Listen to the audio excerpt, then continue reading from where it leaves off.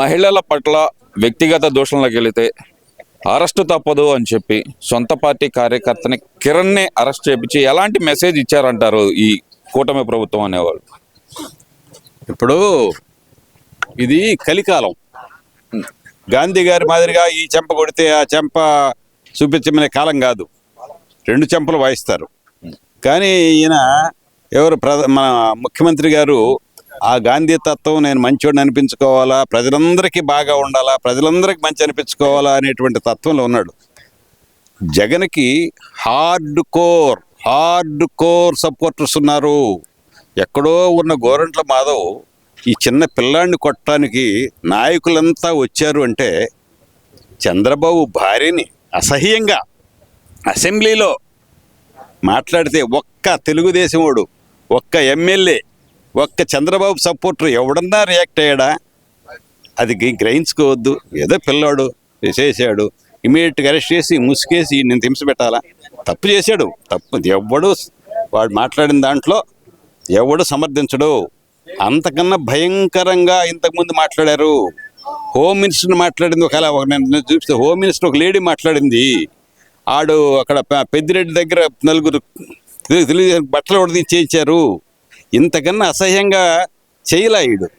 కాకపోతే ఏంటంటే నేను ధర్మరాజుని, నేను ప్రజలకంత ఆదర్శంగా ఉండాలి, ఎవరినైనా నేను శిక్షిస్తాను, తప్పు ముందు నా వాడిని నేను శిక్షించుకుంటే ప్రజలంతా భయపడతారు అనే తత్వంలో ఉంటాడు. భయపడే తత్వం లేదు.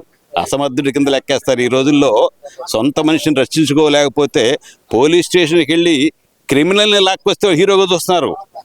ఒక ఎమ్మెల్యే జైల్లో ఉండే క్రిమినల్ని బయటకు లాక్కొస్తే పెద్ద హీరోగా చూస్తున్నారు ఇప్పుడు. అంతేగాని ఈ తప్పు చేసాడని జైలుకి అప్పచెప్తే అసమర్థుడిగా చూస్తున్నారు. వ్యవస్థను బట్టి మారాల వ్యక్తులు అనేటువంటి వాళ్ళు. వ్యవస్థను బట్టి మనం మారాలి, కానీ వ్యవస్థ మారదు. రోజుకు వ్యవస్థ దిగజారుతా ఉంది, రాక్ బాటం లెవెల్కి వెళ్తా ఉంది. ప్రేమలు లేవు, ఆప్యాయతలు లేవు, అభిమానాలు లేవు, అంతా ఆర్థిక లావాదేవీలే. ఏ కుటుంబంలో అన్నదమ్ములు.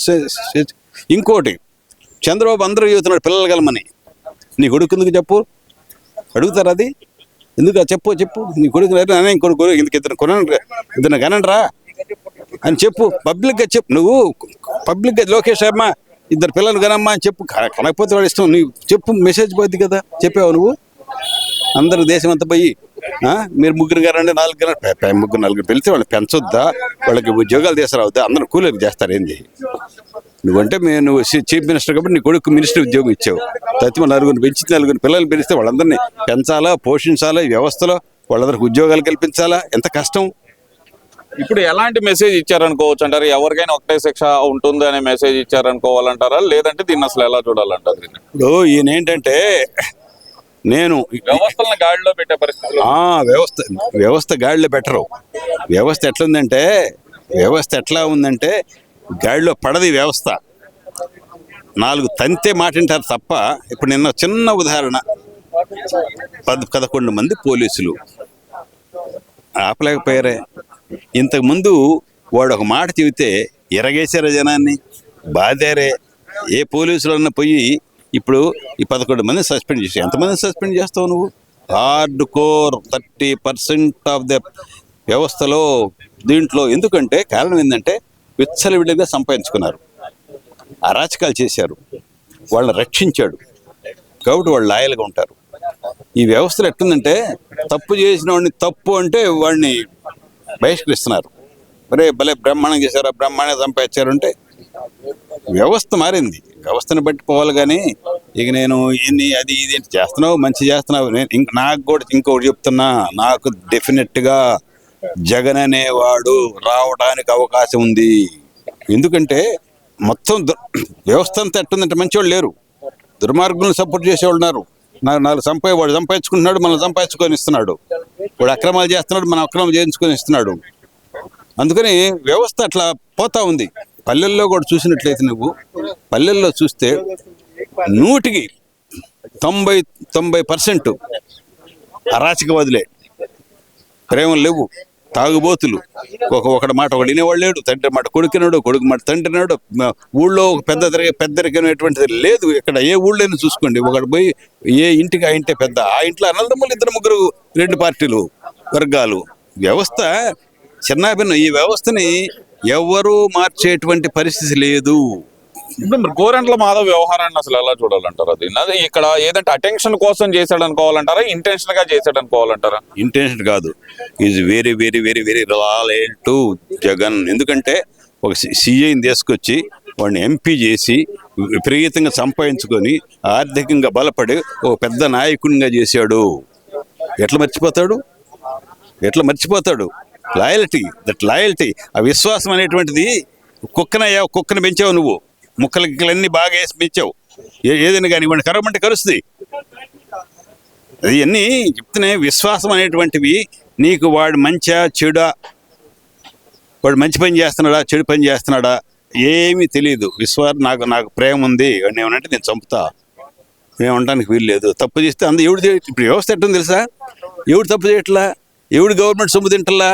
వీళ్ళంతా ఎమ్మెల్యేలంతా గవర్నమెంట్ సొమ్ము తినకుండా, ప్రజలను దోచుకోకుండా కోట్లు కూడా సంపాదించారా? ఇన్కమ్ ట్యాక్స్ కట్టకుండా వచ్చారా వీళ్ళు? ఏ ఎమ్మెల్యే కానీ ఏ ఎంపీ కానీ నిజాయితీగా సంపాదించేవాడా? సంపాదించగలిగితే 100 కోట్లు ఖర్చు పెట్టగలుగుతాడా? ఆలోచన గుండె మీద చేసుకుని చెప్పండి. సామాన్య మనోడు వచ్చి పొడి చేసే అర్హత ఉందే? వాడికి ఎవడన్నా ఓట్లు వేస్తాడా? డబ్బు ఇవ్వకుండా, కొనకుండా ఈ వ్యవస్థలో నిజాయితీగా ఎప్పుడో పుసపల్లి సుందరయ్య లాంటి వాళ్ళు, చెండ రాజేశ్వరరావు లాంటి వాళ్ళు ఆ రోజులు పోయినాయి. Change and purchase is the order of the day. మరి ఇప్పుడు ఇక్కడ పరిస్థితులు కనుక చూస్తుంటే కనుక మరి గడిచిన 4 రోజులుగా మారుతున్న రాజకీయ పరిణామాలు కొన్ని అయితే చూడొచ్చు. మనం ఎలా చూడాలంటారు వాటిని? పరిణామాలు ఏమి మారటల్లా, అది యాజ్ ఇట్ ఈజ్ ఉన్నాయి. మనం ఊహించుకుంటున్నాం ఏదో ఈ 11 మంది. నిన్న చిన్న ఉదాహరణ, హాస్పిటల్లో పేపర్లు వచ్చింది, ఆ అమ్మాయి ఇది నాకేం కొట్టలేదు, గోరంట్ల మాధవ్ నన్నేం కొట్టలేదు అని చెప్పాడు. అవును, చూడు మోకాళ్ళు చూయించు, కాళ్ళు చూయించు, అరికాళ్ళు చూయించు, ఎందుకు నీకు ఉత్సాహం అంటే కొట్టారని రాయించి పోలీసు మీద కేసు పెట్టడానికి. ఎవరు ఎందుకు? ఆ ప్రభావతి సూపర్నెంట్ సంతకం పెట్టిందంట చూడకుండా. ఆ రాజు త్రిపుల రాజుని దెబ్బలేం చూడకుండా వాడు పెట్టాడంట, ఏం సంతకం పెట్టిందంట. అంటే ఆమె చెప్పింది ఆన్సర్ అక్కడికి వచ్చేదలికి డబ్బులు ఎలా ఉంటాయో నాకు తెలియదు అని చెప్పి ఆమె చెప్పిన సమాధానం. అరే వాడు అల్లాడి నడవలేక పప్పర్లాడుతా నడవలేక వస్తే ఇప్పుడు నీ కళ్ళు ఇవ్వు అంటే నేను గైనకాలజిస్ట్ ని, నాకు దెబ్బలు ఎలా ఉంటాయో తెలియదు అసలు అని చెప్పిందంట సార్ ఆమె దెబ్బ తెలియాలంటే ఆమెను కూడా 4 వేస్తే కాళ్ళకి పెట్టేస్తే పోలీసులు అప్పుడు తెలుస్తాయి. ఇప్పుడు ఇవన్నీ తెలియకపోవడం కాదు, హార్డ్ కోర్ నేను ఇంకోటి చెప్తున్నా నీకు, చంద్రబాబుకి లేరు, లోకేష్కి లేరు, హార్డ్ కోర్ సపోర్టర్స్ 30% జగన్కు ఉన్నారు. వాళ్ళు కంటిన్యూ అవుతారు. ఆయన మీద ఏగ వాళ్ళనివ్వరు. డిపార్ట్మెంట్లు అన్నింటిలో ఉన్నారంట. డిపార్ట్మెంట్ కదయ్యా బాబు, అతని వల్ల లబ్ధి పొందిన వాడు ప్రతి వాడు బాగా లబ్ధి పొందారు. ఎంత దోచుకున్న రాజకీయ నాయకులు కానీ, ఐఏఎస్ కానీ, ఐపీఎస్ కానీ, పోలీసులు కానీ విచ్చలవిడిగా దోచుకున్నారు. వాళ్ళందరికీ వదులుతారు అతన్ని. నువ్వు తినవు, సరే గడ్డి వాని దగ్గర కుక్కలాగా నువ్వు తినవు, ఇంకోటి తిన్న ఇవ్వు. నీ ఎనికి దేవుడు ఉంటాడు. ప్రతివాడికి డబ్బు అవసరం, వ్యవస్థలో ప్రతివాడు డబ్బు అవసరం. డబ్బు లేదు ప్రతివాడు మంచి జీవనానికి, మంచి జీవిత విధానానికి, మంచి హ్యాపీగా కారు కొనుక్కొని విమానాన్ని కొనుక్కోగలంటున్నాడు. రోజు బిర్యానీ కావాలంటున్నాడు. అలవాటు చేశారు. ఎలక్షన్లో బిర్యానీ, క్వార్టర్ మందు, వెహికల్ అలవాటు చేశారు జనం. రేపు అదే ఇంకా పెంచుతారు. ఇప్పుడు చంద్రబాబు నాయుడు గారు అయితే గనక తన సొంత కార్యకర్తను అరెస్ట్ చేయించారు. మరి జగన్మోహన్ రెడ్డి గతంలో అసెంబ్లీ సమావేశాల్లో జరుగుతున్నప్పుడు భువనేశ్వర్ గారిని మాట్లాడినప్పుడు ఎందుకని కామ్ గా ఉన్నారనుకోవాలంటారు? అది జగన్ రాజకీయం ప్రస్తుతానికి సరిపోయే రాజకీయం. జగన్ రాజకీయం ప్రస్తుత వ్యవస్థకి, ఈ అరాచక వ్యవస్థకి జగన్ రాజకీయమే సరైంది. చంద్రబాబు రాజకీయం సరైంది కాదు, సక్రమైంది కాదు. తంతానంటే నేను దన్నుడికే మాటింటది వ్యవస్థ. అంతేగాని బాబు నీకు నమస్కారం రా పెడితే కుదరదు. వ్యవస్థ మారింది. గొడవలొద్దు అనేవాళ్ళు కుదరదంటారు. కుదరదు. ఊళ్ళల్లో కూడా గొడవలొద్దు అనేవాడిని నేను చూస్తున్నావు కదా. మధ్యవర్తిని కొడుతున్నారు, చంపుతున్నారు. పేపర్లు వస్తున్నాయి కదా. ఆడిడి పోయి గొడవ ఇద్దరు కలిసి చీండి కొడుతున్నారు. చూస్తున్నావు కదా, పేపర్లు వస్తుంది కదా. ఇప్పుడు జరిగింది ఆ వ్యవస్థలో. లేదు. మరి ఎందుకు జరిగింది అది నువ్వు గమనించుకోవద్దు. మధ్యవర్తిని కొడుతుంటే ఇద్దరు కలిసి నువ్వెవడరా మాకు చెప్పడానికి సరే అని కొడతా ఉంటే వ్యవస్థ మారింది. వ్యవస్థలో ఇప్పుడు ఏంటంటే ఇంకా ఇంకా ఇప్పుడు ఎవరినన్నా పిల్లల్ని కదిలిచ్చు, ఏమన్నా సరిగ్గా జవాబు చెప్తారేమో. తల్లిదండ్రుల మాట అంటల్లా, పిల్లలు టీచర్ల మాట అంటల్లా, తల్లిదండ్రుల మాట అంటల్లా, అరాచకంగా తయారయ్యారు. ఇప్పుడు ఎవడు చేయలేని పరిస్థితి.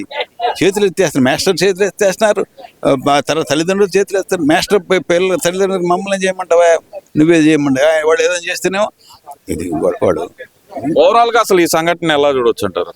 ఈ సంఘటన ఎట్లా చూసేది ఏంటంటే, చంద్రబాబు అనేటువంటి వాడు ఏంటంటే ఇప్పుడు అబ్బా భయపడతారు, చంద్రబాబు ఈ సొంత మనిషినే పెట్టాడు, తైతం వాళ్ళంతా భయపడరు, అసమర్థత అనుకుంటారు. వ్యవస్థ అట్లుంది. మనం ఏంటంటే నువ్వు వ్యవస్థ ఇప్పుడు ఏదో చేస్తున్నావు, డెవలప్ చేస్తున్నావు, బాగా చేస్తున్నావు, తంటాలు పడుతున్నావు. వెంకయ్యనాయుడు గారు అన్నట్టు ఓటేసుకోవడం, కొంచెం ఓటేసుకుంటే ఎక్కువ ఓటేసుకుంటున్నావు, మంచిదే. ఎంతవరకు ఓటేసుకుంటే మంచిదే, కాదంటది. కానీ కార్యకర్తలను కాపాడుకోవాల్సిన బాధ్యత నీది. అంతేగాని వాడిని పిలిచి ప్రతి పార్టీని సస్పెండ్ చేసి వేరే చేయబని వార్నింగ్ వదిలేయి. వాడిని ముసిగేసి అంత నేరం చేశాడా? ముసిగేసి పోలీసు ఎదురు నిలబెట్టి అంత నేరం చేశాడా? లేదు. వాడికి కొంతమంది ఈ మధ్య చెప్తున్నారు వాడిని చంపేస్తారు అందుకని మేము జైలు వేసారు అని. పోలీస్ ప్రొటెక్షన్ ఇవ్వు. ఇది గవర్నమెంట్ దగ్గర ఉంది కదా, జైలు వేయాల్సిన అవసరం ఉంది. వాడికి పోలీస్ ప్రొటెక్షన్ ఉంది, నీకు నీ చేతిలో ఉంది కదా. చేయటానికి పద్ధతులు ఉన్నాయి, అంతేగాని ఇవన్నీ ఎవరి విధానం వాళ్ళది. ఇప్పుడు మిత్రమా, చంద్రబాబు విధానం చంద్రబాబుది, జగన్ విధానం జగన్ది. ప్రజలు ఎవరు అది చూశారు, ఇది చూశారు, నెక్స్ట్ ఏది చూస్తారో ఎవడు ఊహించలేము. ఎవ్వడు భవిష్యత్తు ఏం జరగబోతుంది నీకు గుర్తుందో లేదో. మొత్తం పూర్వకాలంలో మొత్తం దేశం మొత్తం మన నేషనల్ డెవలప్మెంట్ బీజేపీ వాడికి ఒక ఆంధ్రదేశంలో మొత్తం కాంగ్రెస్ గెలిచింది. ఒక్క ఆంధ్రప్రదేశ్లోనే కాంగ్రెస్ గెలిచింది. ఎందుకు చెప్పు, రీజన్ చెప్పగలవా నువ్వు? రేపు కూడా భవిష్యత్తులో మేము జగన్ రాకుండా చేస్తాము. ఎవరు జగన్ రాకుండా జనం నువ్వు చెప్తే నేను జగన్ రావడానికి లేదు. జనం అంతా ఎగబడి నువ్వేం చేస్తావు? నువ్వు జనం మంచి కోరుకోవట్లేదు. నాకేంటి, నాకెవడిస్తాడు, వ్యక్తిగత స్వార్థం పెరిగింది. ప్రజల కోసం అడిగేవాళ్ళు లేడు, గ్రామాల కోసం అడిగేవాళ్ళు లేడు, ఎమ్మెల్యేలకు కూడా అదే సమస్య. నాకేం చేస్తావు అనే తప్పద ఎవడో పోయి మా ఊరికి ఇది కావాలని అడిగేవాళ్ళు లేడు. అందుకని ఎమ్మెల్యేలు మన స్కిట్లు కూడా చూసావు నువ్వు. మన ఎమ్మెల్యేలు వాళ్ళ బాధలు చెప్పుకున్నారు స్కిట్. మా వాడికి సీటు ఇవ్వని అదే పరిస్థితి. కాకపోతే ఏంటంటే ప్రతివాడు గవర్నమెంట్ని ఎట్లా దోచుకోవాలని ఆలోచిస్తున్నాడు తప్ప కాంట్రాక్టర్లు. అరే నీకు ఎంత దుర్మార్గం అంటే 1,50,000 మా ఊళ్ళో ఒక చిన్న ఉదాహరణ, చెట్లు కొట్టినందుకు 50,000 1,00,000 రూపాయలు తినేశారా? అడిగే దిక్కు లేదు.